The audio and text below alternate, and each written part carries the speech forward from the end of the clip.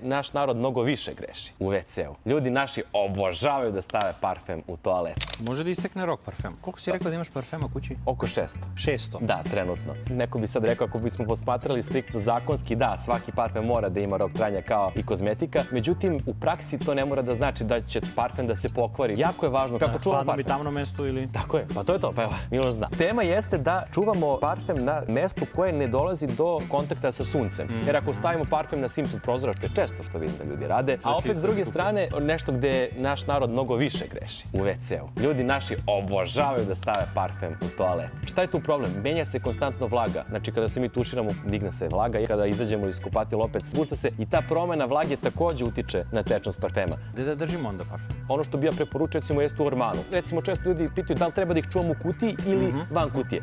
Ako nemate sad neki ormar ili recimo neku fioku gde biste mogli da ih čuvate, možete ih čuvati na otvorenom sa kutijom u slučaju da eto tu možda potencijalno u nekom doba dana može doći sunce, zaštitit će parfem. Ja nemam taj luksuz, pošto ih ima toliko mnogo, ali sam ih stavio na zid koji je najviše udaljen od prozora. Za sada nije bilo problema.